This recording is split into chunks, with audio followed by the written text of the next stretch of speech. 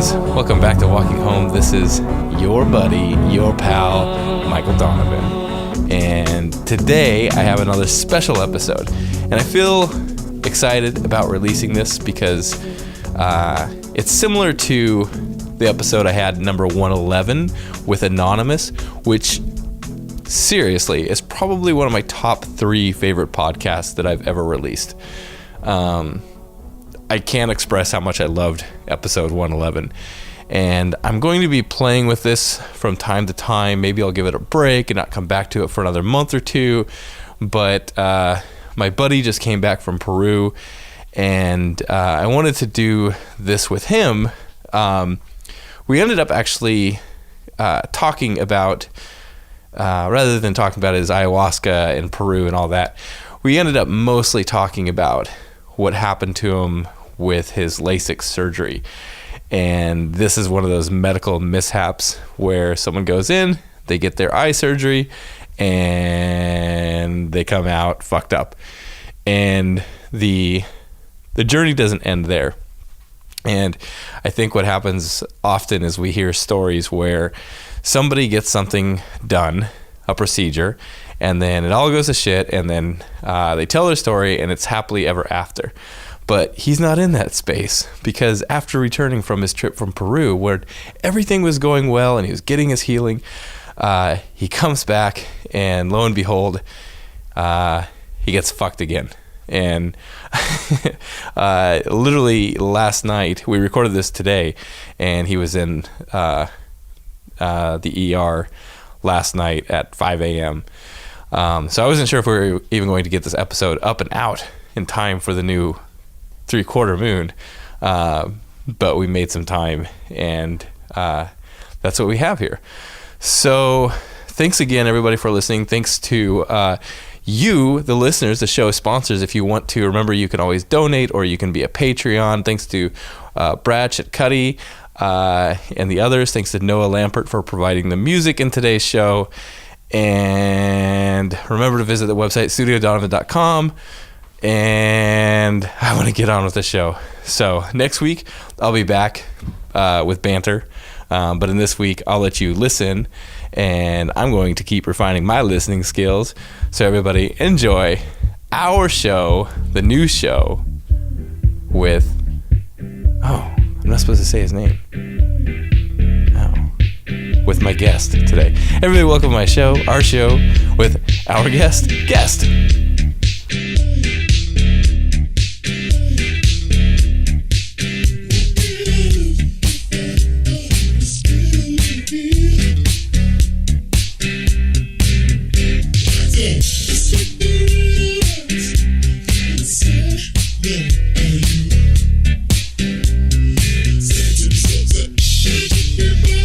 Okay, cool. So it was November 4th of 2015. That's when I actually went in to have the surgery to do PRK, laser corrective surgery on my eyes, which was honestly an impulsive thing. I didn't look it up. I didn't I searched like the highest rated place, but that's the extent of my research. I just wanted kind of a quick fix. My eyes aren't terrible, but they were, it's important. I'm a photographer, filmmaker, visual artist, so it's very important to me, and I had glasses, but at certain points, my work is very active and I'm very forgetful, so I just wanted to be able to go when I wanted and how I wanted, and so I decided to get PRK. I went to this center. I got PRK is different from LASIK. It's where they cut the top of your cornea completely off and let it heal over, whereas in LASIK they just cut a little slab, fix you, or with laser, correct you, and then they let the scab heal over. So LASIK has a much shorter recovery time than PRK.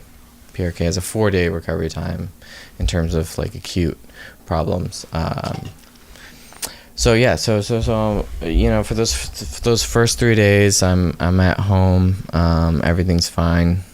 I can't see that well. I keep my eyes closed, but it's on that fourth day where it's supposed to be okay. My whole family was actually in town. My sister at the time was at Columbia for soccer. She was a senior at Columbia, and it was her last game of the year. And I'd gone to most of her games throughout her career on those Fridays that they were home, and some away games. And so my whole family was in town for her last game. This was the fourth day I was supposed to be fine to be able to go out and do whatever I wanted. But around the time, it was like midday, I started feeling intense pain. I went outside when I was supposed to be able to take my bandages off. I looked up into the sun for the first time in 4 days, and I felt the most intense pain I've actually ever felt in my life. I don't imagine myself ever feeling more pain, but I guess you never know. So, at that point, I told Courtney, my girlfriend, that something was very wrong with my eyes. We called the center. They said, come on in and we'll check you out. I went in with my girlfriend Courtney, and they examined me and said, hey, we don't see anything. Probably just like a little last minute healing. I was like, well, will I be able to go to my sister's soccer match, in the next 3 hours? They're like, yeah, most likely, we'll see. So I went home. I was excited. I was good to see my whole family, see my sister's last game. But it only got worse, to the point where I couldn't even look at a candle without having the most intense pain through my eye, dropped me to my knees, honestly. So I just skipped my sister's last game, which was honestly, that was really hard, hard to explain to my family. But I had to go to the emergency room, and there at the emergency room, I was at this point I couldn't open my eye. My eye was bloodshot, and it wouldn't even open, a millimeter. And I had the most intense pain from any light I've ever actually experienced, which the feeling of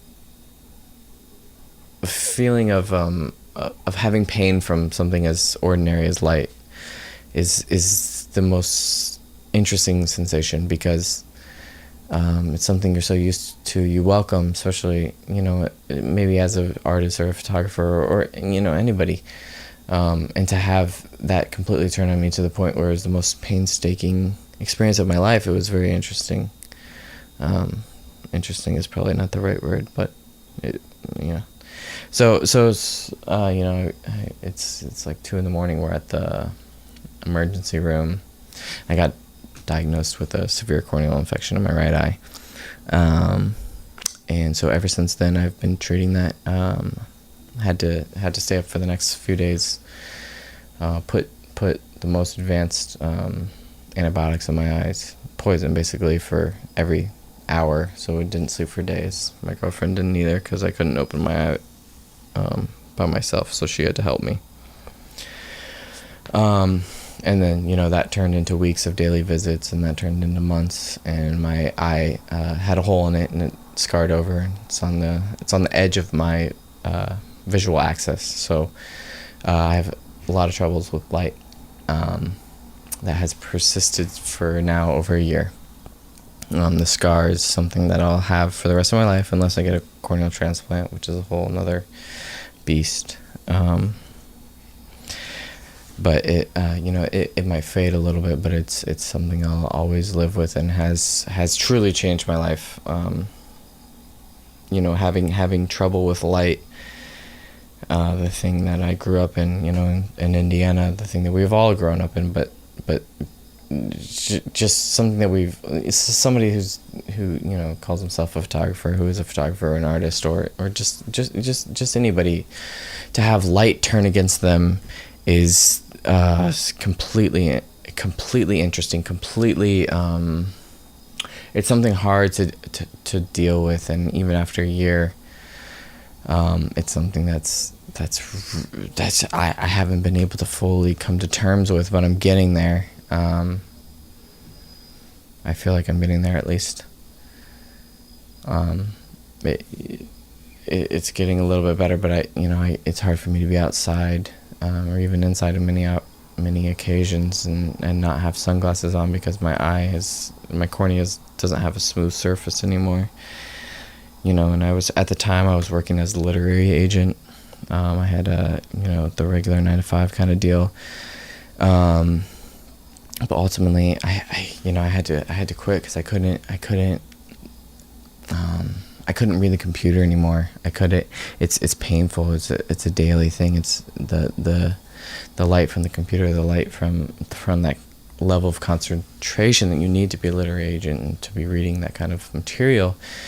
I just couldn't fathom it anymore. So eventually I quit.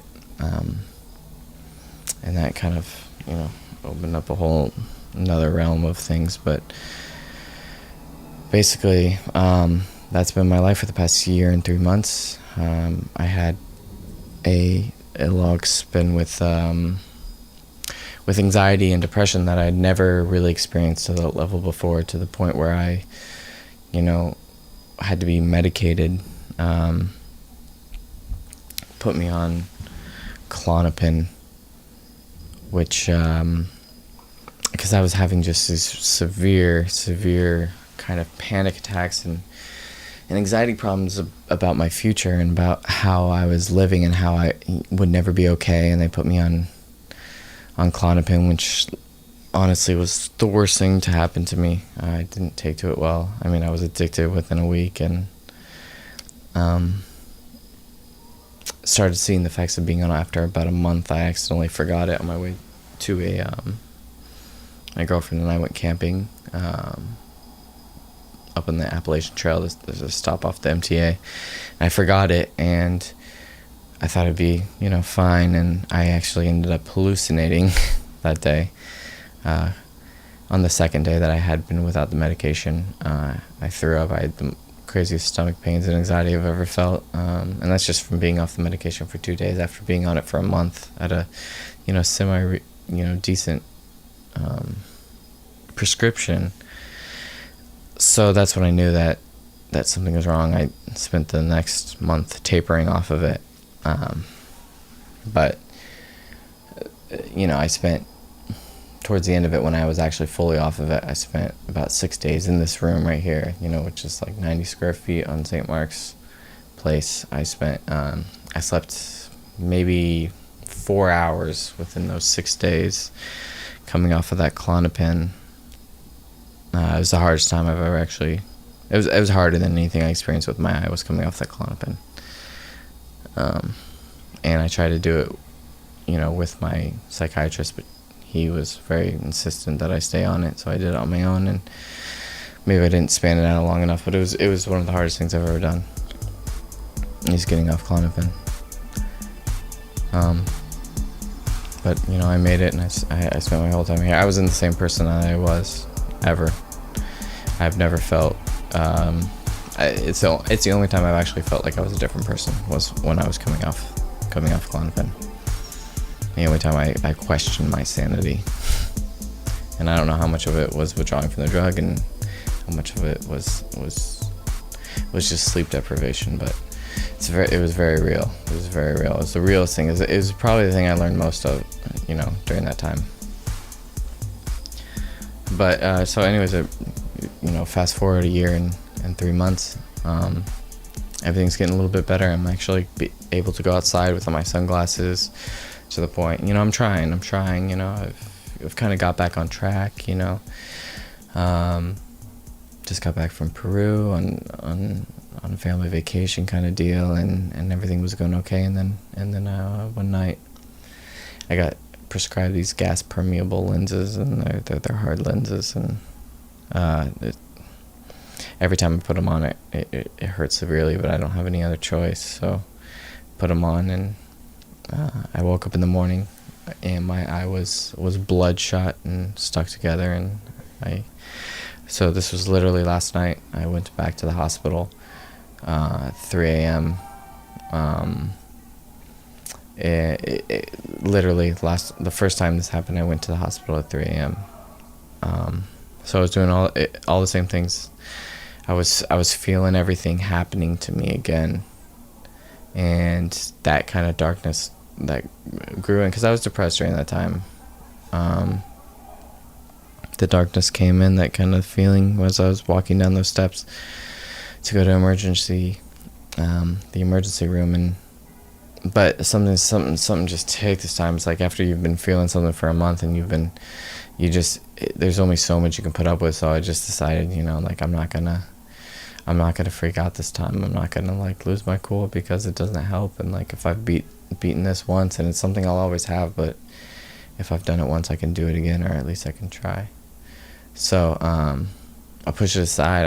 Honestly, I put on, like, my headphones, and I put on a guided meditation. I just zoned out through the whole process of checking in at the hospital at 3 a.m. And, like, honestly, the first thing, they put me in a bed in the back corner, and there's like these 2 high schoolers there, and they're both getting shots of some antibiotic for STDs that they both have. They're there with one other kid who has got, I'm being serious, he has a crayon stuck in his ear, like a actual crayon, like lodged, and he's a high school kid. So, but, like, they're like, Beth Israel, like, you're put in the back. There's only a curtain separating you, and my curtain, by the way, was covered in blood, which eventually I brought to the attention of the staff, and they fixed. But that was a great little tidbit. But so I'm sitting here. I'm trying to center myself and not let myself go down that path that I was last time, which was hell. And this girl of the couple, is being questioned by the nurse, and I'm literally separated by a sheet, and I'm hearing her entire, sexual history, which is interesting in itself, in the fact that the privacy is completely ignored and whatever. But she tells them, like, what's going on, and eventually her and her boyfriend, they're separated. I'm in between the two. Both get shots for what they're working with. And then right after he gets a shot, the boyfriend comes over to her tent, and I see them, and they engage in oral sex. When I had just heard literally the extent of her problems, which her symptoms were not something you want to have, and especially not something you want to share with somebody else, and same with his. But I'm sitting there, and he's explaining how if she doesn't put out with him, he's gonna find somebody else to do it that night. Like, there was this party going on that night, so she gives in, and they're engaging in sex after they literally 15 to 20 seconds after they just received a shot of penicillin or whatever. I don't know what it was. And I was just in such this crazy mood. I was just, I was exhausted, and I said, he's pressuring her so much. I said, you know what, man, why don't you go back to your place? And I don't think that was probably the wisest decision at the time, because him and his boy, who had the crayon stuck in his ear, who had to get a shot to get it out, I'm dead serious, started to roll up on me. And, like, I'm telling you, I can't see at this point because my eyes have been dilated, and I'm so sensitive to light. So I'm, like, having these two, like, I'm in the back corner. There's nobody is listening. Nobody is where we are at this hospital. I'm in the back corner. Like, these two guys are rolling up me. This, like, granted, they're high school kids, but, like, I'm like, I can't see. I don't know what's going on. Eventually, it diffuses itself because, I don't know, I guess they were scared of a scene or whatever. And, he stomps off and tells her he's going to go find some other whatever. And and she eventually, like, just quietly, just like at the end before she was getting checked out, she was like, she whispered, "Thank you." And I was like, I don't know, I was like, it was just such a different experience this time than the last time, because I was, like, way more cued in onto other people, and how, like, the first time I was there, I was freaking out. Honestly, I cried. I was like, am I gonna ever be able to see again, or see okay again, and all that stuff. But this time it was like, I was listening, I was like, everyone's going through their own thing, and then this whole thing happened, and that was literally my last night. And I walked home from the hospital at 5:30 a.m. and it was just I walked home, and I was just so different than walking home last time. I was completely changed this last year by suffering, and that's what changed me. If anything, it was the suffering. It's not the problem itself. It's not like suffering, and you'll hear it, and you'll sometimes you'll take it, but like suffering does make you stronger in a certain regard, but sometimes it takes a long time, and I think it took me maybe longer than others would. Like, it took me like almost a year and a half to take my suffering not so much as like the end of my life or the end of my career, end of whatever you want to call it, but to see it as something that, like, hey, I'm experiencing this at this time, but everybody's experiencing something, and so I left there, and I felt so free, and I was able to go to sleep at 6 a.m, thinking that, like, oh, it's gonna be different this time.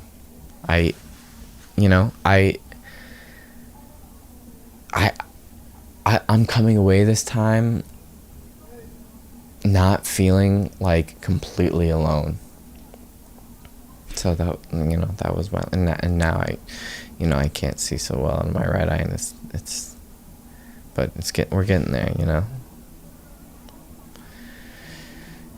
It's something I can deal with now after a year and a half. So that's my hospital story.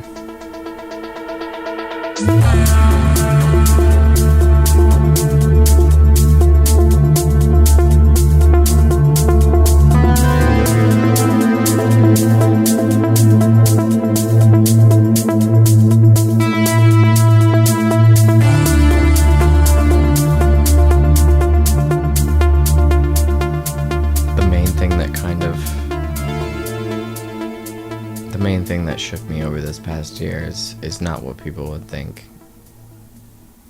It's not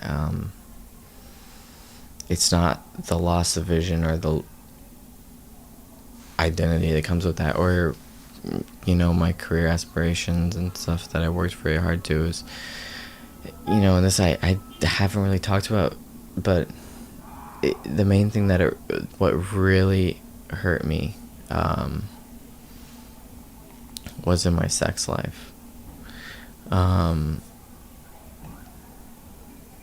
After my eye was injured and I didn't feel whole, the main thing I was struggling with was getting back that same sexual fervor that I had, that kind of the confidence that you have in yourself and your relationship, and that carries over into sex was taken away. And I'm not saying taken away from anything, but I lost it for some time, for a long time. It just wasn't the same. And you don't realize how important sex is, especially with somebody you're in love with, until something gets in between it. And I let something get in between it, and that was doubt. And it was myself seeing me as imperfect and not feeling confident anymore in my body. I didn't trust my body anymore, because why was I the person, the 1 in 1,000? Why did I get the thing that shouldn't happen? And I took it as weakness. And when you see yourself as weakness, your body as weakness, how can you fully be in tune with your sexuality and your partner, therefore? And we had been, my girlfriend and I had been seeing each other for about 9 months, and it was the first time, truthfully, I felt like I was making real love. And then this whole thing happened, and I struggled with finding that spark in myself again, and it would go on and off, and we would have beautiful moments and these passionate, but it was never the same as what it was beforehand. I didn't trust my body, and that disconnect from mind to body, especially when it comes to sex, but you realize, which extends further, is so heartbreaking, and it's probably the hardest thing that I deal with as a man, to say, I'm struggling in this area where I'm supposed to be macho, where I'm supposed to, and it's not a sense where I could, it's not I could do whatever I wanted as long as I wanted, that kind of deal. But it was that fire, that fervor that starts that initiation before, that just came so naturally, that now it came with self-doubt and pity and anxiety.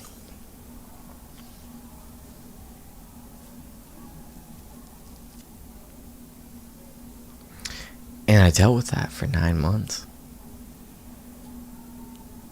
And it's hard on her. It's hard, And it's hard to talk about, people talk about that. And I missed that connection because I was so in love, and I couldn't have, and I am so in love, and I couldn't have done what I did without Courtney. But it's like, that's what pain does to you.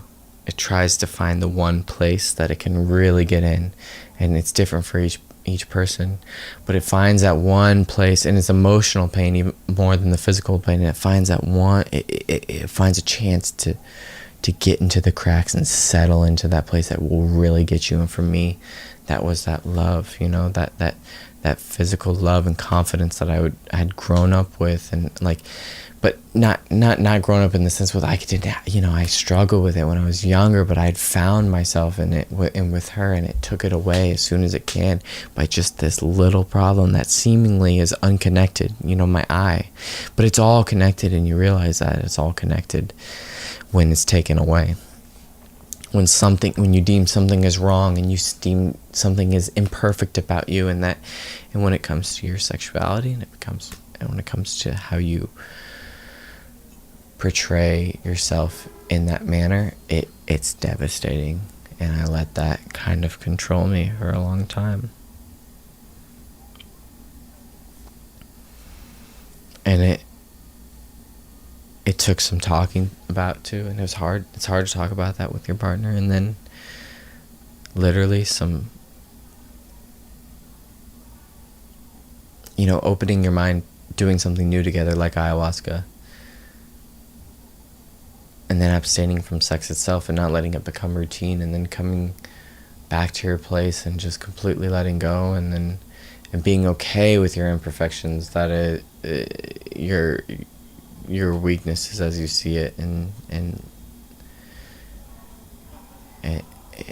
just letting that confidence and kind of come back into your sex life, and that has helped heal me so much, and has helped me to the point where ever since we opened ourselves up to that again, I opened myself up to that I felt a change. I felt confident, not just in the bedroom, but then to walk outside without the sunglasses on, which is something that I hadn't done for the past year. And I did. I walked out after I had started to reclaim and started to connect, and I didn't have to picture sex in a certain way. I could just have it and make love again, And I don't know what fully brought me to the point. I think it was just a year of being like so afraid of feeling down and feeling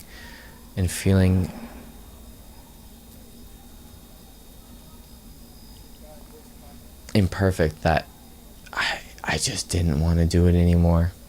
I just wanted to be to let go, and I let go, and I let, like, making love in that manner, and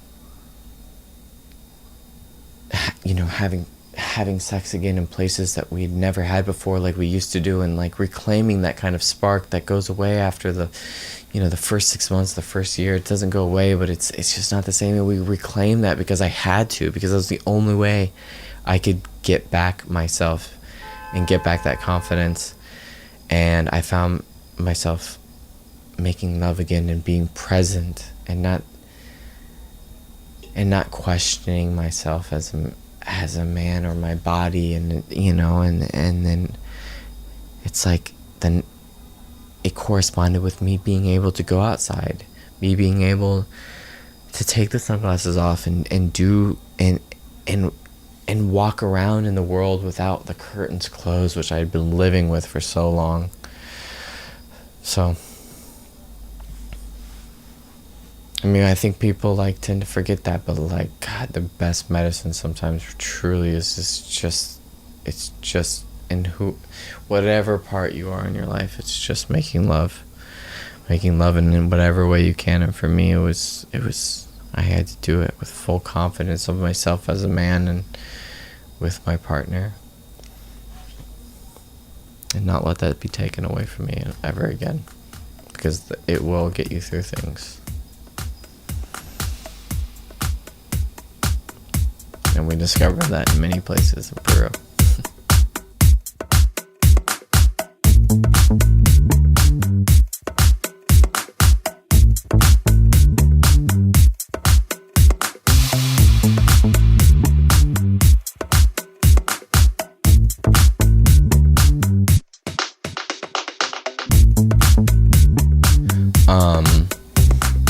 I call it, but for me it's emotional pain. There's a doctor from NYU called John Sarno who has developed this theory that emotional pain will enter your life, as anybody's life, and manifest itself as physical pain, which is nothing new. But he goes further to explain it as your brain will shut off oxygen to a certain part of your body that is sensitive to pain in itself, whether it be from a past trauma, a current trauma, or just expectations that you have of yourself. And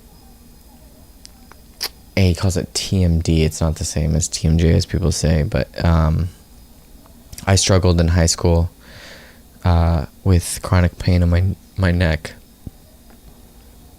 For about 5 years, I had daily pain in my neck, and nothing healed it until I found meditation, and I paired it with a different prescription, which I actually think that helped. But I think most of it was reading the book from John Sarno and other accomplished artists and writers in the area, and so that it is the emotional pain. I think so much of illness and chronic pain is and it's your body itself is built for physical pain. It's easier to deal with physical pain than it is emotional pain.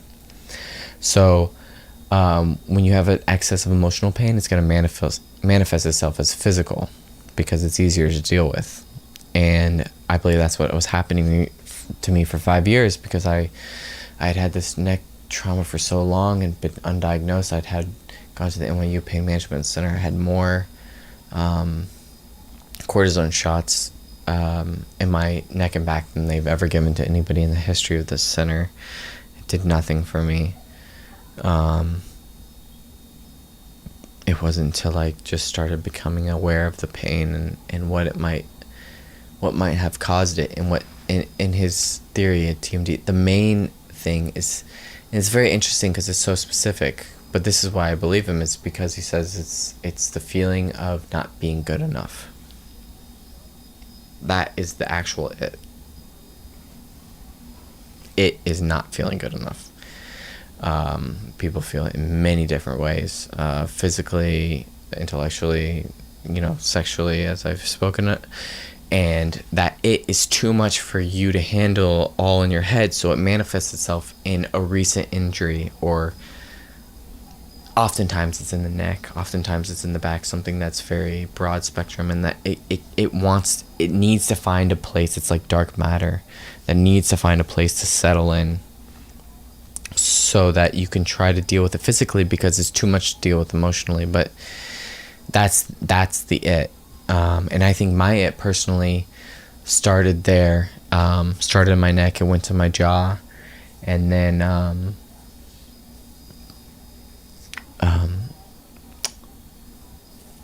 I was able to fight it for a little bit, but it creeped its way back in. And I'm not gonna lie, I think it creeped its way back in during this whole eye issue. I think it saw an opening, it saw the fact that something went wrong with my body, and it jumped in. And it's insecurity jumping in. It's saying, you're not good enough, you're not as far as you should be, you're not this or that. And that is the it. And it will find its way in you, and it will manifest itself in your body in a way that it can survive the longest.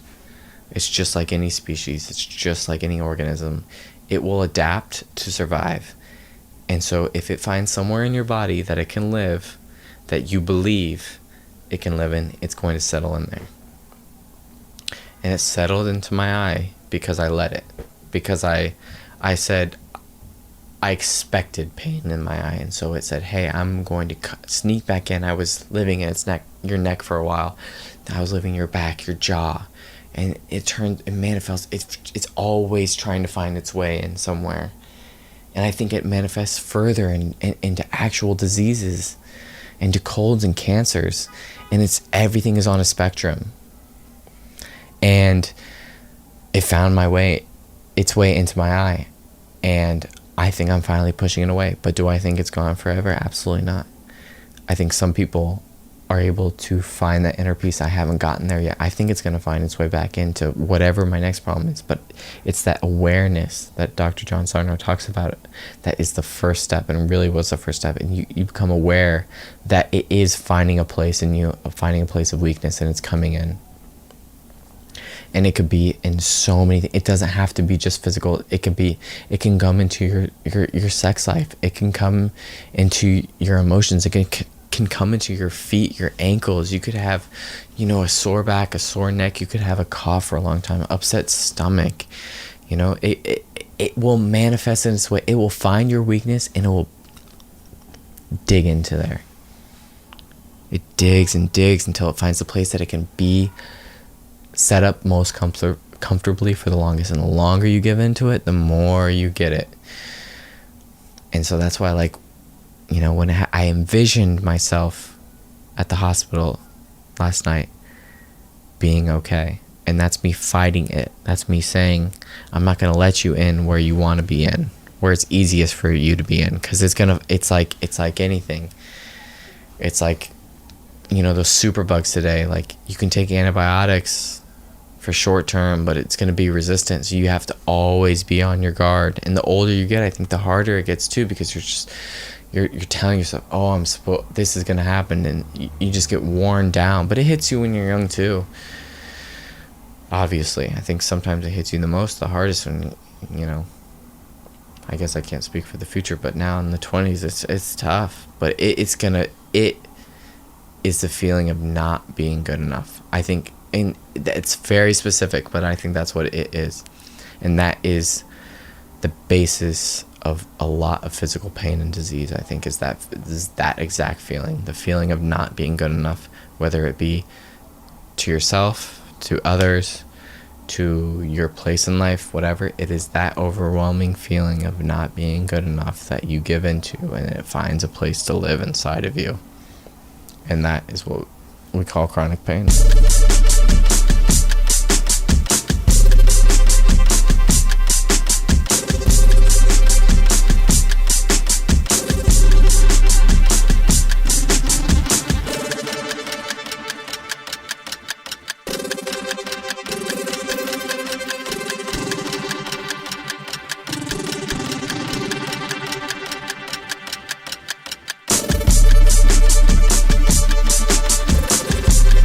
So, to be real, I think part of being human is the fact that we can't fully conquer it.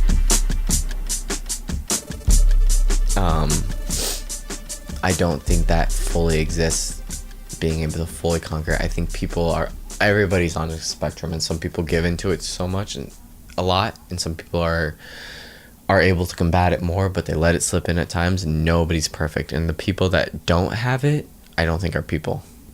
So, in essence, I don't think that exists. And because it's so evolutionary in the fact that it is always changing and it's going to adapt. If you beat it in one place, it's going to show up in another place, in a place that you don't expect. So I don't think anybody can fully beat it. And I think that's part of what growing up is. It's like you have to beat it at each point in your life that it shows up in whatever manifestation that it does. And the only thing I could say to somebody else in terms of beating it in whatever stage in their life that it has presented itself is the number one thing. And this is simple, and like this is what Dr. Sarno says is acknowledgement. It's the main thing. All you have to do is say and mean, hey, I'm having this problem. I'm feeling underwhelmed in my ability in this. I'm feeling like I don't live up to this. And I'm acknowledging that feeling exists. And that's the only thing that you can really do. Because everything else that you try to do, all the tactics, I'm not saying don't try them, because you should, but acknowledging it and saying it to yourself, saying it to yourself is something that we're all so scared to do. But saying it to yourself and saying it out loud to yourself and saying it to yourself every single day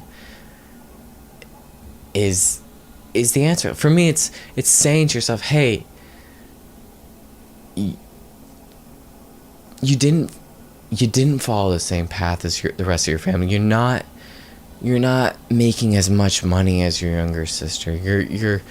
You're not as far along as your cousins, and you're not as in shape as your best friend. You're not as progressed in your art as this classmate. And it's saying those things and recognizing that you're feeling them, that like just saying them and letting yourself feel bad about them, that's okay. But saying it itself, acknowledging it, is the first step and the major step, and everything else follows. So all I would say to somebody else, if I came across, and everybody has their it, is just acknowledge it and say, hey, this is what is my it. And don't be ashamed of it, because everybody has their it, and your it is not harder than somebody else's it. My it is not harder than somebody else's it. Some people's it comes sooner, some people's comes later, and I'm not going to say that everybody's is equal, because I don't agree with that. I think some people's is a lot harder than others. I do, but I think it's purposeful, and it's a chance for something. But the main thing is acknowledgement, and literally saying out loud, this is it. That is what took my neck pain at first away, my jaw pain, and what has helped me in my eye is saying, you know what? This is what I have. Okay? This is what I have. And just saying it out loud. It's saying, you know what? I'm struggling with my sexual confidence. I'm struggling with my financial position. I'm struggling with my relationship with my mother. Like, saying it out loud, it's like, it's wild. And the acknowledgement is the number one thing.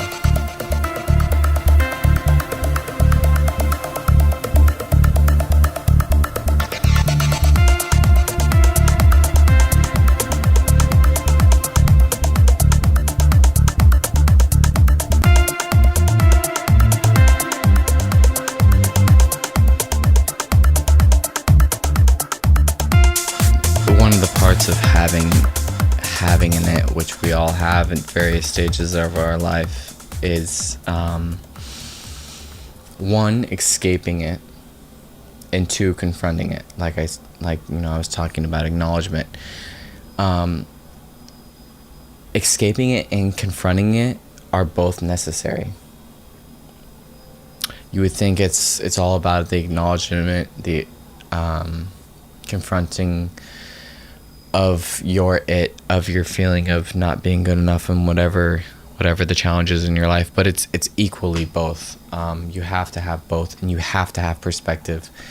And there are medicines out in this world, most of them natural, that give you that perspective, that slow you down. I myself would not have survived, honestly, my eye ordeal, losing my vision for so long without certain without smoking pot, to be honest. It was my one escape every single day, and it wasn't just my escape, but it was my confrontation as well to to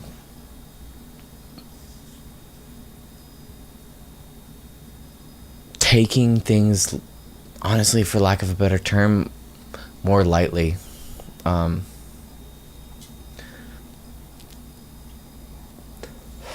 Then there's other things like ayahuasca, that it's much deeper, and that you actually have to be ready for.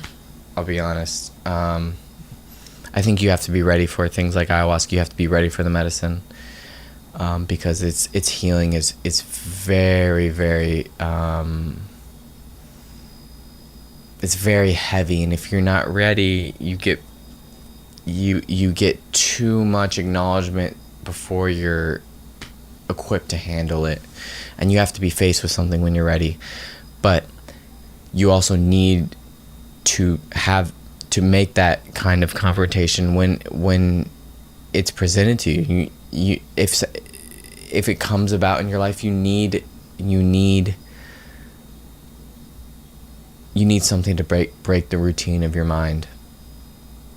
And sometimes in my opinion, I think sometimes you need it every day. You need something every day, and sometimes you need something bigger. But you need to break the routine of your mind, because otherwise, it's just like I said, that it is going to take over. It's going to find the crack. It's gonna introduce itself into your routine, so that at a certain time or a certain trigger, you're going to be presented with your feelings of self-doubt, and it's going to become pattern. And so oftentimes you need to break that pattern by certain things. And various psychedelics, various medicine, and just experience in itself can be the thing that breaks that cycle, even just for a little bit, to give you a little bit of hint. And if you do it enough and enough, when it's right for you, eventually you'll have this kind of understanding that you have the openness and the ability to fight back against this dark matter inside of you that has been literally evolving to take you down.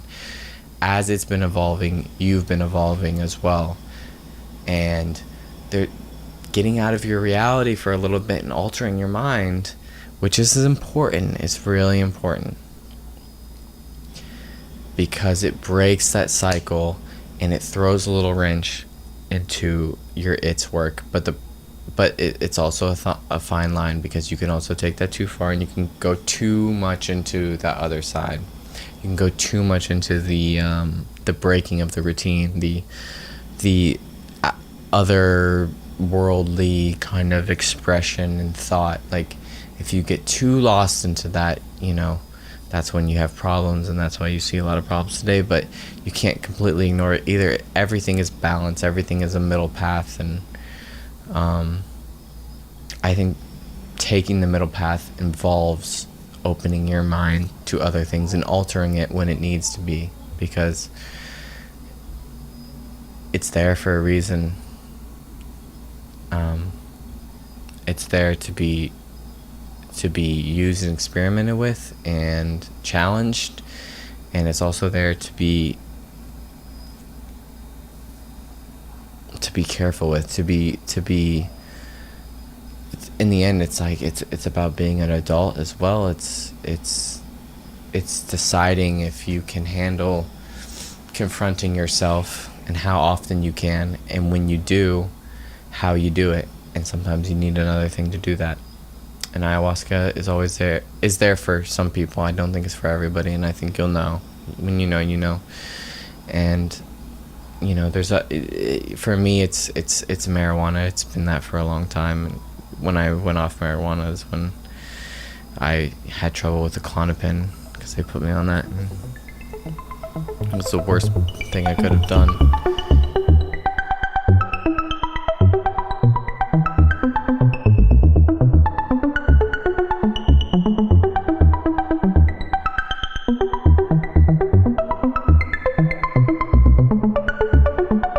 It's not over.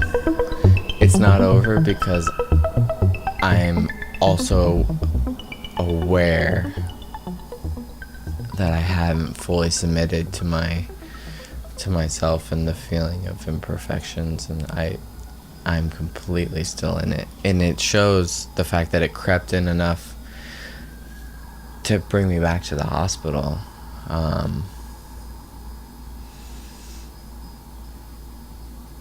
Like I said, it's never over, really. It'll take a break from now, but I'm not even in that stage yet. But I'm close. I'm closer than I've ever been in the past year to being in that stage of break. And like that, when you're in that stage, that's when you get real stuff done. Honestly, when you're in that break between it being manifesting itself in some part of your body and mind, that's when you get real stuff done. But it's also not meant to be sustained for your whole life. You're not meant to be out of that complication for good, because then you don't have a story and you're not human. That's what makes us human, is we all are going to have those. It is going to come back whenever it wants, and some can withhold it for others, and some people will live with it consistently for most of their life, or sometimes all of their life. And some people are better with combating it, and they can keep it to little spurts, but like it's gonna find its way in with the death of a mother. It's gonna find its way in with the loss of a job. It's gonna find its way in with a relationship problem, with a financial problem, with anywhere in the world where doubt can come in. It's gonna come in. It's gonna seep in. It's gonna drive in, and nobody is strong and perfect enough to keep that away for good. So you can't ever say it's over, because it's never over. Because I've felt it since I was a kid. I felt it in various moments, and like I'm not stupid enough to think that I'm like mature enough to get past it. And like maybe there are people in this world that are. I just don't think that anyone can fully get past it. And I think we're all on a spectrum. And I guess, yeah, I haven't met anybody that I think is over with it. But I think you can tell, and I think that's what charm is. Charm and confidence in a different light is when you perceive that, you're perceiving somebody's ability to control it and be aware of it. You're seeing that. You're seeing them having control over their it. And a various, like when you're seeing real charm and real confidence, not just like surface level, when you're seeing that, when you have a real connection with someone, when you see somebody who has a true sense of authority, not just because of their position, but you feel it, I think what you're doing is you're sensing their control over it. And that is what gravitates ourselves to a certain person. And that's why artists themselves, specifically, I can talk about that, have that gravitational pull, because you gravitate towards either an artist who's very sensitive to the kind of it that you have, the kind of self-doubt that you have, very sensitive to it, or somebody who's overcome it very. And it's a spectrum too. I think artists are more aware of their it, and I think that's what makes them artists. Not that they handle it better, because I think oftentimes they don't, but they're more aware of it, and they're experimenting with it.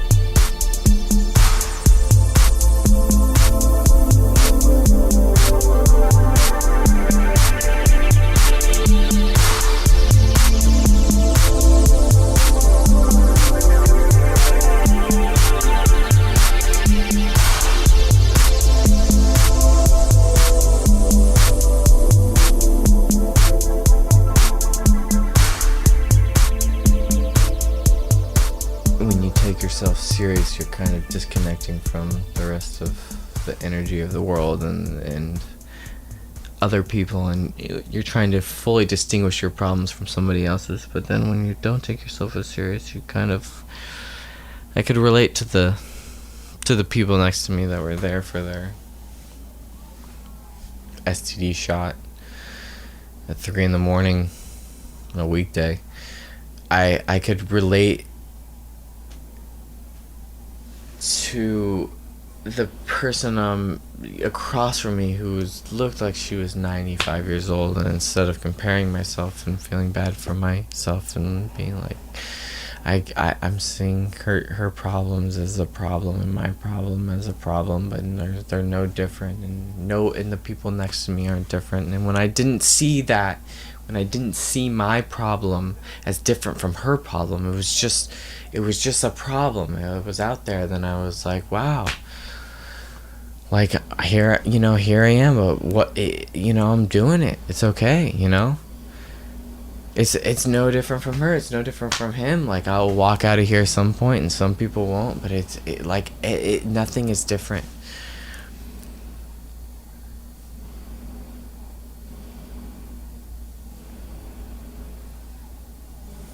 And the beautiful sound of the jackhammer in the mic.